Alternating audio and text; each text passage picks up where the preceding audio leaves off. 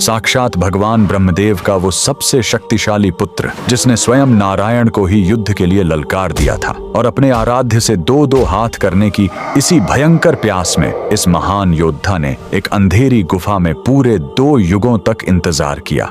और फिर द्वापर युग में भगवान कृष्ण के साथ शुरू हुआ 28 दिनों का सबसे खौफनाक महायुद्ध। कहानी आरंभ होती है सत्य युग से, जब ब्रह्मा जी के जम्हाई लेते समय उनके मुख से एक अत्यंत शक्तिशाली बालक का जन्म हुआ, जाम्बवंत। ये साक्षात ब्रह्मा जी के मानस पुत्र थे, जिनके अंदर 100 करोड़ शेरों की ताकत थी। ये ब्रह्मांड के इकलौते ऐसे योद्धा थे जिनकी ताकत स्वयं हनुमान जी के बराबर थी।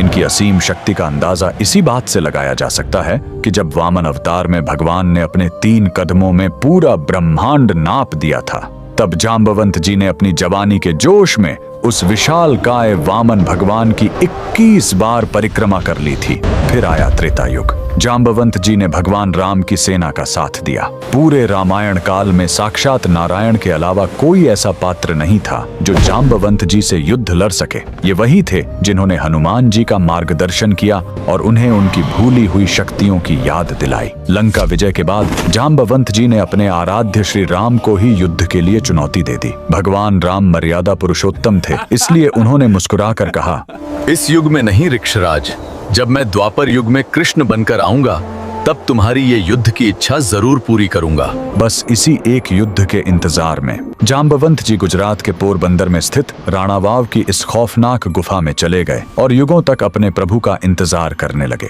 समय का पहिया घूमा और द्वापर युग आ गया। एक दिन भगवान श्री कृष्ण स्यमंतक मणि की खोज में जंगल में भटकते हुए उसी अंधेरी गुफा के अंदर पहुंच गए। वहां उन्होंने देखा कि जाम्बवंत जी की पुत्री उस चमत्कारी मणि से खेल रही है। जैसे ही कृष्ण ने मणि लेने की कोशिश की, जाम्बवंत जी ने उन्हें युद्ध के लिए ललकार दिया। फिर शुरू हुआ ब्रह्मांड का सबसे भयंकर मल्ल युद्ध। ये युद्ध 1 या 2 दिन नहीं, बल्कि बिना रुके लगातार 28 दिनों तक चला। 28वें दिन उस अजेय और बलशाली जाम्बवंत का शरीर पसीने से कांपने लगा। उनका रोम रोम यह चीख कर कह रहा था कि पूरे ब्रह्मांड में साक्षात नारायण के अलावा किसी देव या दानव में इतनी ताकत नहीं जो जाम्बवान को युद्ध में घुटने टेकने पर मजबूर कर सके। तब श्री कृष्ण ने अपने उस अलौकिक रूप के अंदर मर्यादा पुरुषोत्तम श्री राम का दर्शन दिया। जाम्बवंत जी की युगों की इच्छा पूरी हो गई।